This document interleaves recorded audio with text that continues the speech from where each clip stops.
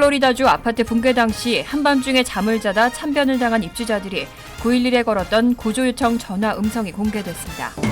코로나19 백신을 맞고도 델타 변이에 감염된 한 방송인이 백신을 맞았다고 방심하지 말고 마스크를 착용하는 등 방역 수칙을 지키라고 당부했습니다. 아시아계 대상 증오범죄에 대한 경계심이 높아졌지만 상황은 개선되지 않고 있습니다. 상원 민주당이 연방정부 차원에서 마리화나를 합법화하는 방안을 추진하고 있습니다. 서부 지역의 캘리포니아주와 오리건주에서 폭염과 건조한 기후로 무려 60여 개의 거대한 산불이 번져나가고 있습니다. 이상은 이 시각 주요 뉴스입니다.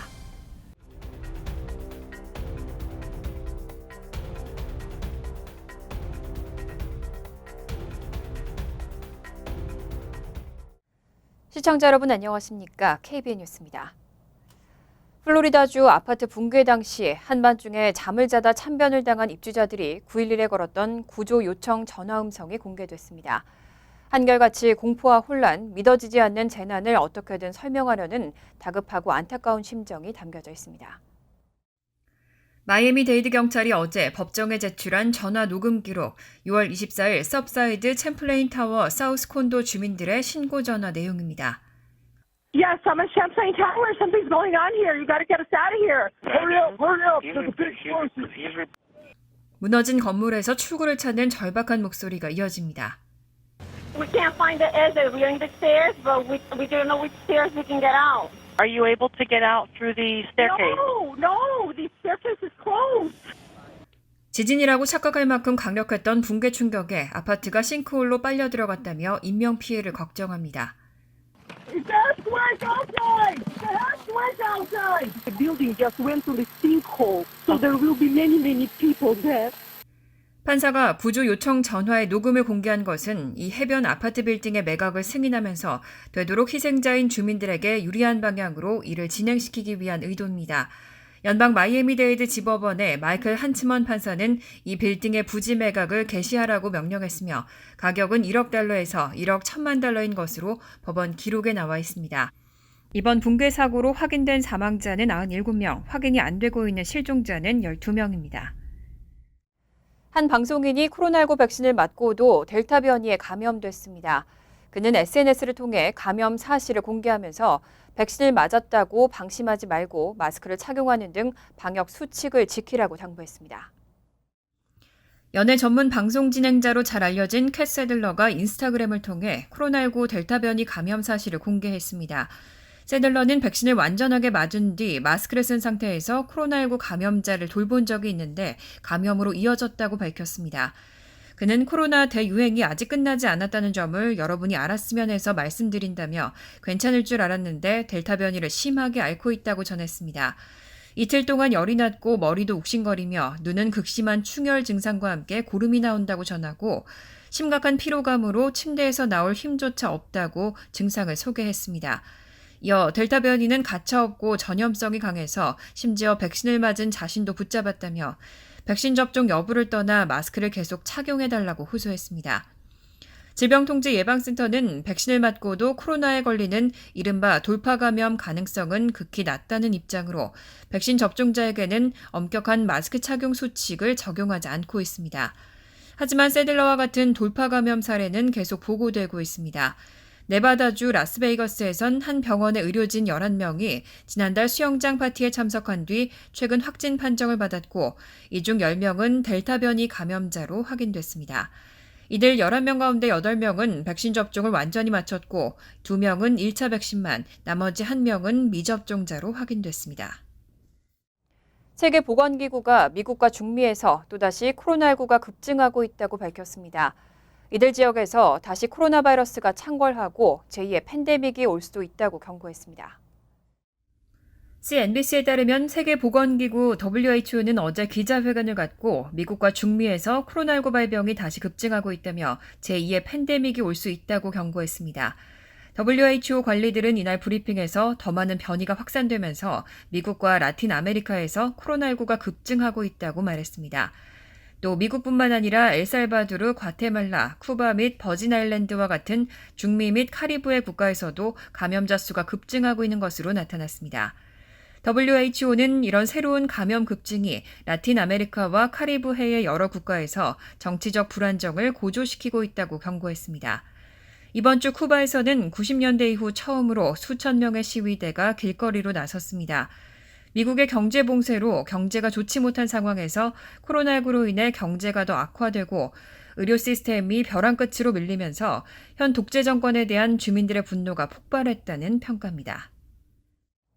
뉴욕의 요양원 코로나19 사망자 수 은폐로 앤드류 쿠오모 뉴욕 주지사가 큰 곤혹을 치렀지만 여전히 사망자 수 불일치는 계속되고 있습니다. 뉴욕주에서 발생한 실제 코로나19 사망자는 주정부의 공식 집계보다 최소 10,000명이 넘게 많다는 지적이 나옵니다. 14일 기준 뉴욕주 보건국에 따르면 주 전역 공식 코로나19 사망자 수는 43,018명으로 집계돼 있습니다. 하지만 주정부가 연방정부에 보고한 자료에 따른 코로나19 사망자는 54,000명으로 최소 11,000명이 많습니다. 이런 불일치는 주 공식 집계의 경우 병원 및 요양원 내 사망자 중 코로나 바이러스가 확인된 케이스만 합산되기 때문인 것으로 추정됩니다. 예를 들어 코로나로 인한 사망이 강하게 의심되는 가정 내 사망의 경우 바이러스 검사를 거치지 않았다면 사망자 수에 집계되지 않는 겁니다. 반면 뉴저지를 포함한 캘리포니아와 펜실베니아, 플로리다 등은 뉴욕과 달리 코로나19와 연관됐을 것으로 추정되는 모든 사망 사례를 합산하고 있습니다. 전문가들은 뉴욕주의 이런 통계 불일치가 주정부 집계에 대한 불신은 물론 지역별 감염의 변화 추이와 예방조치 등의 혼선을 빚을 수 있다고 지적했습니다. 다만 최근 주 전역의 감염 상승에도 불구하고 뉴욕에서는 지난 1, 2차 확산 같은 상황은 오지 않을 것으로 보인다고 예측했습니다. 뉴욕주 전역에서 18세 이상의 1회 이상 백신 접종률은 73.3%로 미 전역 평균보다 10% 정도 높은 데 따른 것으로 보입니다. 지난해 약물 과다 복용에 따른 사망자가 역대 최대치로 집계됐습니다. 총 9만 3천 명을 넘겼는데 지난해 매 1시간마다 10명이 넘는 사람들이 약물 과다 복용으로 숨진 셈입니다. 로이터 통신은 어제 질병통제예방센터 자료를 인용해 지난해 약물 과다 복용 사망자가 9만 3,331명으로 집계됐다고 보도했습니다. 2019년 7만 2,151명보다 무려 29.4%가 늘어난 것으로 하루 평균 256명, 매 시간 10.6명이 사망한 겁니다. 특히 지난해 사망자의 급증은 전염병 대유행의 영향을 받았다는 분석입니다. 방역 지침에 따라 사람들이 고립되는 바람에 격리와 치료 등 약물 재활 프로그램이 제대로 작동하지 못했기 때문입니다. 또 대규모 봉쇄 조처와 사회적 거리두기 정책은 불안과 우울증을 키우는 요인으로 작용했고 마약 등 약물 자체가 더 치명적으로 변했다는 분석도 있습니다. AP통신은 한때는 처방전을 받은 진통제가 과다 복용의 주 요인이었지만 헤로인을 거쳐 지금은 강력한 마약성 진통제, 오피오이드, 펜타닐이 그 자리를 차지한다고 전했습니다. 펜타닐은 암과 같은 질병의 진통을 위해 개발됐지만 코카인, 필로폰 등 다른 마약과 혼합해 불법적으로 판매되는 사례가 늘고 있습니다. 실제로 지난해 약물 과다 복용 사망자 중 74.7%는 오피오이드, 60% 이상은 펜타닐과 관련돼 있는 것으로 조사됐습니다. 뉴저지주에서 부양 자녀가 있는 가정을 대상으로 최대 $500의 주 소득세 환급이 시작됐습니다. 또 연방정부의 차일드 텍스 크레딧도 오늘부터 지급이 시작됐습니다. 뉴저지주 재무국은 지난 13일 총 20만 건의 주소득세 환급 수표를 발송했다고 밝혔습니다. 주소득세 환급은 지난달 필머피 주지사가 서명한 2021-2022 회계연도 주정부 예산에 포함된 내용으로 주 재무국은 이달 초부터 부양 자녀가 있는 가정에 환급금 수표를 우편으로 보내고 있습니다. 뉴저지의 총 76만 4천여 가구가 환급금 수혜 대상입니다. 주소득세 환급은 한 명 이상 부양 자녀가 있는 뉴저지 거주 가정 중에 2020년 소득세 신고 기준 부부 합산 연소득 $150,000 이하 또는 연소득 $7만 5천 이하 편부모 가정이 수혜 대상입니다. 환급금을 받기 위해 별도의 신청은 필요 없고 2020년 주소득세 신고 내역에 따라 자동으로 수혜 여부가 결정됩니다. 환급액은 자녀 수에 상관없이 가정당 최대 $500입니다. 한편 연방국세청은 지난 3월 바이든 대통령이 서명한 3차 경기부양책에 따른 차일드 텍스 크레딧이 오늘부터 지급된다고 밝혔습니다. 7월을 시작으로 12월까지 매달 15일마다 수혜 가정에 자녀당 최대 $300의 차일드 텍스 크레딧이 부모의 은행 계좌 등으로 입금되며 나머지 절반은 내년 상반기에 이뤄지는 2021년 소득세 신고 시 세금 공제 처리됩니다. 아시아계 대상 증오범죄에 대한 경계심이 높아졌지만 상황은 개선되지 않고 있습니다. 경찰이 아시아계 증오범죄 태스크포스를 신설하고 증오범죄 반대 운동도 잇따르고 있지만 아직까지 성과는 없는 상황입니다. 뉴욕타임즈는 오늘 아시아계 주민들이 아직 폭력범죄에 대한 공포 속에 살고 있다고 보도했습니다. 올해 초 아시안을 대상으로 하는 증오범죄가 사회 문제로 부각하면서 연방정부 차원에서 증오범죄 방지법이 제정됐지만 구체적인 성과는 나오지 않고 있습니다. 실제 아시아계를 대상으로 하는 증오범죄 급증세는 꺾이지 않았습니다. 올해 들어 지난달 27일까지 뉴욕경찰에 신고된 아시안 대상 증오범죄는 105건으로 지난해 같은 기간 21건에 비해 400% 증가했습니다. NYPD는 아시아계 증오범죄에 대처하기 위해 전담 태스크포스를 운영하고 사복 차림의 경관들을 배치하기도 했지만 아시아계 주민들은 사법 시스템의 문제를 지적하고 있습니다. 증오범죄 용의자가 경찰에 체포돼 기소된 뒤에도 보석 등으로 구치소에서 나와 다시 범죄를 저지르는 경우가 적지 않다는 겁니다. 살인 등의 중범죄가 아니면 피고인이 불구속 상태에서 재판을 받을 가능성이 높기 때문입니다. NYPD는 지난 3월 1일부터 30일까지 용의자를 체포한 27건의 아시아계 대상 증오범죄 중 23건의 용의자가 과거에도 비슷한 종류의 범죄를 저지른 전력이 있는 것으로 확인했습니다. 또 증오범죄 4건은 한 용의자가 저지른 것으로 나타났습니다. 연방준비제도가 어제 경제동향 보고서를 통해 미국의 경제활동 회복세가 강화되고 있다고 평가했습니다. 물가는 평균 이상의 속도로 올랐고 일부 지역에서는 앞으로 몇 달간 가격이 추가로 상승할 것으로 예상했습니다. 연준은 어제 공개한 경제 동향 보고서 베이지북에서 미국 경제는 5월 말에서 7월 초 보통 수준에서 탄탄한 수준의 성장세를 보이며 더 강화됐다고 밝혔습니다. 특히 교통과 여행, 제조업, 비금융 서비스 등 분야가 평균 이상의 성장세를 나타냈습니다. 다만 연준은 원자재와 노동력 부족, 운송 지연과 소비재 재고 부족 등을 포함한 공급 측면의 혼란은 더욱 확산됐다고 진단했습니다. 물가에 대해서는 평균 이상의 속도로 올렸다고 밝혔습니다. 이어 일부 지역은 물가 압력이 일시적이라고 판단하지만 대부분은 앞으로 몇 달간 투입 비용과 판매 가격이 추가로 오를 것이라고 예상했습니다. 일자리의 경우는 지역의 4분의 1이 완만한 또는 강력한 성장을 보였고 임금은 평균적인 보통의 속도로 올랐다고 보고했습니다. 다만 일부 지역 기업들은 인력 부족으로 확장을 연기하거나 서비스를 축소해야 했다고 보고했고 몇몇 지역은 초가을까지 구인난이 이어질 것으로 예상했습니다. 베이지북은 12개 연방준비은행 관할 지역의 경제 현황을 평가한 보고서로 오는 27일에서 28일 열릴 예정인 연방공개시장위원회 정례회의 때 논의의 토대가 됩니다. 일반 대중 사이에서는 마리화나를 합법화하자는 목소리가 강하게 나오고 있고 뉴욕과 뉴저지에서는 이미 합법화가 됐습니다. 상원 민주당이 연방정부 차원에서 마리화나를 합법화하는 방안을 추진하고 있습니다. 척 슈머 민주당 상원 원내대표가 어제 의회에서 기자회견을 열고 연방 차원에서 마리화나를 비범죄화하는 법안을 발표했습니다. 이른바 대마초 행정 및 기회법이라고 이름 붙인 이 법안은 약물 소지 및 사용 등을 제한하는 통제물질법 목록에서 마리화나를 없애고 세금을 부과하는 등 연방 규정을 마련하도록 합니다. 이를 통해 마리화나 시장에 일정한 규율을 만들고 이미 마리화나를 합법화한 주에서 판매자와 소비자가 연방정부의 처벌을 받지 않도록 하는 내용입니다. 또 마리화나를 과하게 범죄화해 피해를 본 유색인, 빈곤계층에는 배상을 제공합니다. 슈머 원내대표는 오래전에 이랬어야 한다며 우리는 소량의 마리화나를 주머니에 넣고 있다가 체포된 젊은이의 극도의 고통을 봐왔고 역사적으로 마리화나를 과하게 범죄화함으로써 그들은 심각한 전과를 보유하게 됐었다고 지적했습니다. 하지만 법안이 상원 문턱을 쉽게 넘을 수 있을진 미지수입니다. 현재 상원은 민주당 및 민주당 성향 무소속 의원 50명, 공화당 소속 의원 50명으로 정확히 양분되어 있습니다. 뉴욕타임즈는 일부 온건 성향 민주당은 오랫동안 낙인이 찍혔던 약물의 비범죄화 영향을 두고 망설일 것 같다고 설명했습니다. 서부 지역의 캘리포니아와 오리건주에서 폭염과 건조한 기후로 무려 60여 개의 거대한 산불이 번져나가고 있습니다. 14,000여 명에 달하는 소방 인력이 투입됐지만 꺾일 줄 모르는 산불을 진화하기엔 역부족입니다.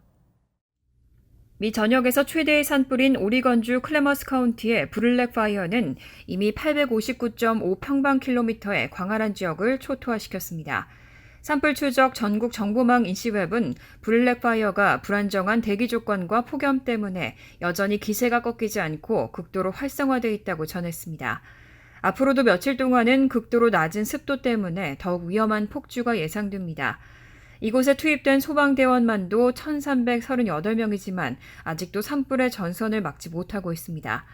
인시웹은 뜨겁고 건조한 대기와 적당히 불어주는 바람 때문에 진화가 어렵고 밤에도 습도가 회복되지 않아서 불길이 잦아들지 않고 오히려 확산되고 있다고 밝혔습니다. 한편 북부 캘리포니아주 최대의 백워스 컴플렉스 산불은 이미 95,383에이커의 면적을 태우고 14일 기준 71%의 진화율을 보이고 있습니다. 이 밖에 캘리포니아 삼림 산불보호국 캘파이어는 어제 요세미티 국립공원 부근의 리버파이어 산불이 이미 9,500에이커를 태우고 15%의 진화율을 보이고 있다고 발표했습니다. 캘파이어 발표에 따르면 캘리포니아주에서는 올해에만 이미 4,991건의 산불이 발생해서 총 14만 2,477에이커의 산림이 잿더미로 변했습니다. 간추린 소식입니다. 노동부는 지난주 신규 실업수당 청구 건수가 36만 건으로 집계됐다고 오늘 밝혔습니다. 예상을 깨고 깜짝 증가세를 보였던 전주보다 2만 6천 건 감소한 결과로 코로나19 사태 이후 최저치 기록을 다시 갈아치웠습니다. 최소 2주간 실업수당을 청구하는 계속 실업수당 청구 건수도 12만 6천 건 감소한 324만 건으로 집계됐습니다. 경제 상황 개선과 기업들의 채용 확대 덕분에 실업자 수가 줄어든 것으로 해석됩니다. 존슨앤존슨은 어제 자사의 일부 자외선 차단제에서 발암물질인 벤젠이 낮은 수준으로 검출돼 전량 리콜한다고 밝혔습니다. 해당 제품은 뉴트로지나와 아비노의 5개 제품으로 존슨앤존슨은 자체 및 독립실험실 조사에서 이런 결과를 확인했고 경위를 파악 중이라고 밝혔습니다. 존슨앤존슨은 해당 제품을 사용해도 건강상 부작용이 발생하지 않을 수 있지만 만전을 기하는 차원에서 자발적 리콜을 결정했다고 발표했습니다. 뉴저지 검찰은 14일 코로나19 기간 동안 온라인에서 아동에 대한 성적 위협이 계속되는 문제 해결을 위해 단속을 펼치고 남성 31명을 체포했다고 발표했습니다.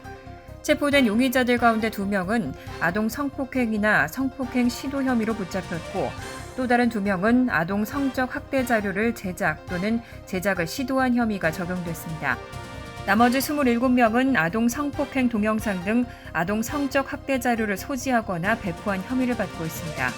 이들 중에는 뉴저지 이브시엄에 거주하는 20대 한인 대학생도 포함됐습니다. 김 씨에게는 2급 아동 성적 학대 자료 배포 혐의와 3급 아동 성적 학대 자료 소지 혐의가 적용됐습니다. 앤드류 쿠오모 뉴욕 주지사는 지난 13일 로보콜에 대한 규제를 확대하기 위해 텔레마케팅의 법적 정의에 문자 메시지를 포함하도록 하는 법안에 서명했습니다.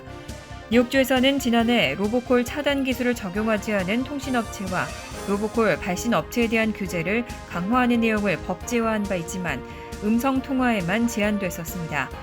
현행법에 따르면 텔레마케팅 자체는 불법이 아니지만 새 법은 녹음된 음성전화나 문자 메시지를 반복적으로 받는 것을 피하기 위한 등록 방안을 만들어 소비자를 보호하게 됩니다. 새로운 법안은 30일 이후부터 시행됩니다. 환율과 증권 소식입니다.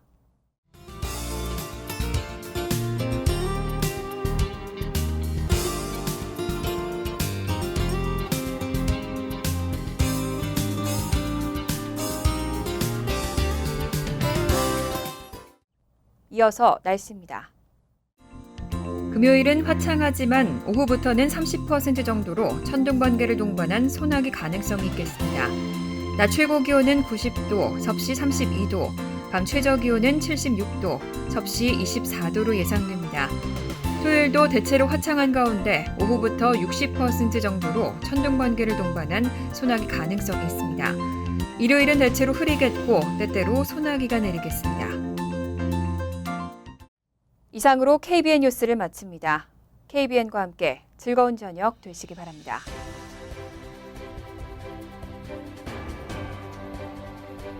미 동부 최대 한인방송 KBN이 제작하는 KBN 뉴스는 웹사이트 mykbn.com 그리고 유튜브와 페이스북에서 다시 보실 수 있습니다. 좋아요, 구독, 알림 설정은 뉴스 제작에 큰 도움이 됩니다.